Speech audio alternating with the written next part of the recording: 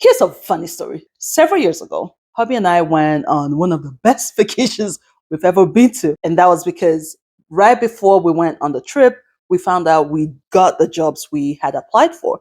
Both jobs had significant, keyword, significant pay raises for us, right? So we went on this trip very happy. It was one of the best trips ever because we knew right after this trip, listen, money's not an issue, right? So we had a good time. And then when we got back, it was time to pay the credit card because we've always done that. We use credit cards and then we pay it off. So we were going through the credit card bill, making sure, no funny business because it was Vegas after all, and also making sure everything went on as it should. And then we saw how much we were spending. We were like, what were we eating? Because the amount of money we spent on in restaurants and stuff, we were like, what? And it's not like we were buying souvenirs. So what? How? What? And that is the whole point of this video. We believe in taking vacations because we believe in living today while we plan for tomorrow. However, we do not want at the end of the vacation, when we're out of the happy state, to then look back and go, what a waste of money, right? We want to have our cake and eat it too. We want to enjoy the fruit of our labor of working so hard throughout the year, but also have a good time, also go on vacation. So here are a few things, the things that we do to make vacation a lot more affordable, to make it not eat up a whole lot of our money.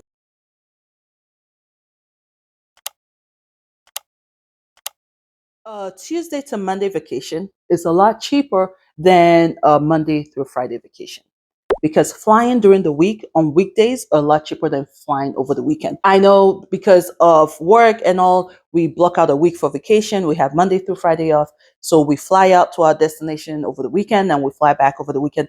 Those flights are more expensive. If you can move things around so that your vacation falls, in between 2 weeks, I don't have to explain it to you. You're smart. You can figure out what I mean. It's a lot cheaper to fly Monday, Tuesday, Wednesday than to fly on the weekend. Not just flights, hotels. Hotels are a lot cheaper during the week than during the weekend. And going back to work, fun fact, what is it? Fact.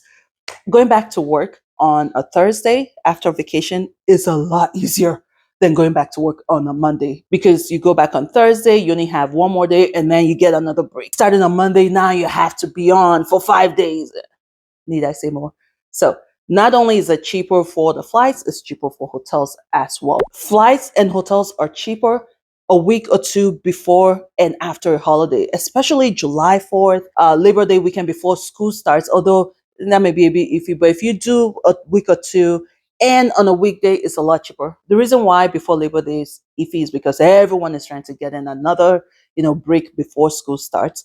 But if you plan your holiday to be, close to a major public holiday, things are a lot cheaper because a lot of people are traveling during that holiday week, but the week before, most people are not traveling. So, I mean, if you're not going to go see family, do you need it to be on July 4th weekend? That's a hack that has worked a lot, be it over the summer or during the holiday season. Still talking about flights, something that really helps out and minimizes your potential loss is not buying your flight directly from a third party. Use third party websites to search for flights, but when it's time to buy, go directly to the airline's website and buy directly from them. Because should anything change, should you need to make any changes, it's a lot easier working with the main airline's customer service than working with a third party's customer service. Experience. Take it from me. The airlines, I feel as though they're a lot more easier to work with, not just to work with, but they're a lot more pliable, if that's the right word. They're a lot more flexible when it comes to working with you and your ticket than the third party. And if you buy your ticket from a third party's website and you call the airline's customer service, you get that whole, well, I'm sorry, you bought it from the third party, you have to go work with them. You call the third party, oh, well, I'm sorry, this is all we can do. It's all the flight, this is all the airline would let us do. There are limitations when you work with a third party. Go directly to the airline, to the website and buy. It's the same flight and buy from them. And recent experience that I had choosing my seats from the airline directly was a lot cheaper than paying for seats via the third party website. Window seats were $17 from Delta. It was Delta, $17. Third party website, 35 $35. Here's a hack I learned recently, and I think it's a great one, although my cheap behind probably wouldn't do it, but it does save you money. So when you buy your flights or hotel room, select the option for free cancellation. The option where you can cancel for whatever, whenever. They do cost more, but you need that to save down the road, because what you're going to do is, between when you pay for your flights and when you go on vacation, you are going to keep searching for that flight, for that same hotel room. And if the price goes down, you cancel your original flight and then book at the lower price. Same with hotel room. This will save you a lot of money. It's a way to take off the anxiety of you're not going to find any flight. But if the price goes down because it's getting closer, that sweet spot between it's close to the date but not too close, you can grab that cheaper option. At first, people will talk about grab the cheaper one before you cancel, just to make sure you have it. Listen, take this information as you will. Love it, it's not responsible, but that saves money. Same with hotel rooms. That will save you money, especially if you're one of those who plan way ahead of time. And also pay attention to your cancellation window. Some hotels, some flights may have that 24-hour limit where you can cancel 24 hours before your trip or before you check in. So pay attention to the cancellation rules. A lot of credit cards now have amazing benefits when it comes to traveling. Some would have lost baggage or trip insurance or trip cancellation insurance or delayed baggage. Should the airline lose your bag or delay your bag, they would cover costs that you need to buy whatever it is you're missing. So read up on your credit card benefits and see what they have to offer, so you're not paying for something you already have. When you're buying your flights, you have all this option for trip insurance and all that. Some would even have injury. Should you get injured while you're on vacation, they may have that coverage. So take a look at your credit cards that you have, see what benefits they have to offer, so you're not wasting money paying for something you already have. That's a great way to save, especially if you're traveling with family. We are a family of five, and my youngest is no longer 2 years old. So plane tickets alone is already 1,200 minimum, and that's the cheap end. Especially living in a place where the airport is not a major airport. I mean, we are talking flying alone is already expensive, and the trip hasn't even started. So for us, depending on distance, depending on time of work, road tripping is always an option. Road tripping saves you a lot of money. It doesn't even compare. The amount of gas you pay doesn't even compare to flying. It saves you a lot of money, and it is fun on its own. Now my kids are getting older, so we'll see how that whole, are we there yet? We'll see how that goes, right? But it saves us a lot of money compared to flying, and we still get to our destination and have a good time. A way that I make it more affordable, because you can blow money road tripping, right? I go to the grocery store ahead of time and I buy up the snacks that we need to buy, because nothing hurts more than paying $6 for that bag of chips when you can get it for $2.58 at Walmart, or paying $3 for that bottle of Coke when dang it, for $3 I could have bought six. But what are you going to do? You're not going to go into Walmart while you're driving on the road, right? So I go to the store, I buy up all the snacks. We have snacks in the car. And I also make our meal for the road, for the trip. Now, my daughter, I started doing this because my daughter has a lot of food allergies. So it's just a lot easier for me to cook her meal. But it ends up saving us money, because when we have, especially if you have finger foods, you make finger foods ahead of time, holds the kids, because when you're road tripping, you want to snack, you want to eat, holds us for a long time, and it saves our wallet. Speaking of food while you're on vacation, that is one way we really control our spending when we are in that happy state. When you're on vacation, you're happy, we're all together, we're all having a good time, you're giving the card, swipe, swipe, swipe, So going out to eat can get very expensive. Something we do for vacation, we stay at, it's pretty much an Airbnb, but it doesn't feel so much like an Airbnb, because it's not, it's mostly condos. And it's run by a corporate. It's not run by a person. Not that that part matters. What matters is I don't do a whole house unless I'm vacationing with the whole family, extended family and all, and we need a big house. If not, if it's just me, my husband, and the kids, we do more of a condo. Not just any condo. It's more of a, kind of like a luxury or an elevated condo. So it feels more like that hotel, because listen, I'm responsible for my house, right? I'm running my house, I'm cleaning my house, I'm tidying up my house. I really don't want to be in charge of someone else's house. That's why I don't like Airbnbs in that sense. When I'm going on vacation, I want to be the janitor and the cook and the everything else. I know as moms we still are, but when I'm in a condo, it feels a lot less like that. We've stayed with this company. I'll leave their name on the screen because I don't remember their name right now. They're not all over the country, but we've stayed in two of their properties. And in both properties, it's just been a wonderful experience. Their condos feel a little bit more elevated than just your regular, Airbnb. Not just the condo itself, but the building it's in and what it has to offer makes us feel a lot more like we're in a hotel rather than an Airbnb. That saves us money because we have the kitchen and we're not having to go out to eat every single time. Breakfast is one of the cheapest meals you can have, but you go on vacation and it's you know, we get into town and we head to Walmart. If we're flying in, we're renting a car, we head to Walmart, buy what we need for the number of days we're there. And every morning we make breakfast at home. If we're driving, if we're road tripping, I pre make the food at home because I'm also on vacation. I'm not cooking. Those are one of the determinants of having food on vacation is who wants to go on vacation and cook, right? So lunch and dinner are things that I've made already made before we left for the trip, and I just pack it with me and take it to the Airbnb. When we get there, it's all about just heating up and eating. I'm not cooking from scratch all over again. If we are not road tripping, then I'm just heading to Walmart and just buying those quick things. I already know, okay, we can grab some hamburger and I'll throw it in the oven.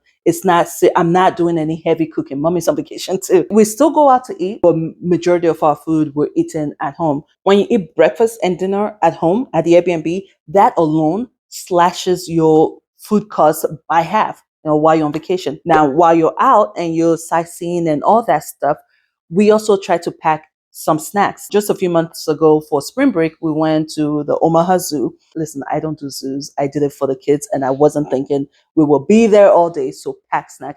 We spent $45 on what? Two slices of pizza and what? They allow you bring food in. I could have ordered pizza and it would have been cheaper than buying from there. So whenever you can, even while you're sightseeing, pack your own snacks. Some places will not let you take in foods and just look it up. If I had looked it up, I and then you can sit down for lunch, but the snacking you don't have to spend all that money buying snacks. Speaking of sightseeing, Groupon. Groupon has really, really come in handy. We went to Chicago a couple years ago and I wanted to get into one of those museums. So I bought the tickets from Groupon and it saved me a couple dollars. It may not be a huge amount, but when you're buying for 5 people, it will save you some, right? And it actually included a lot more for the price. So I was just trying to get into the museum, but the ticket I found on Groupon would let us see Santa for free. Well, it was included. Now, if I were to buy the ticket from the museum directly, I would have had to pay a lot more than what I paid on Groupon. So don't sleep on Groupon. I know it's an older site, it's not one of the new sites that we know of, but they still have a lot of good deals. So check out tickets, events, somewhere you were already planning to go. Just look it up on Groupon and see if those prices are a lot cheaper or if it would get you more for the price compared to if you were to buy directly from the company. Vacation is really about taking a break from your everyday routine, right? Sometimes it's not about where you go, it's just that you go, right? So consider staycation. I have done this. I've done this so many times. One, as a mom, I have done this. As a family, we have done this. Take a look at going to a neighboring state. Check out the states around you. I know we all want to do Florida and Vegas and Miami and abroad and all. But if you go to a neighboring state and just explore what they have, you're staying in a hotel, so it's already giving you the feel of we're not at home, right? And it's cheaper because you can most likely drive. But even if you're buying a flight, it's also cheap because it's a neighboring state, right? Like here, we're in Omaha, Minnesota is a great place to go. What else is around us? Oh, look at me embarrass myself on TV on, on YouTube.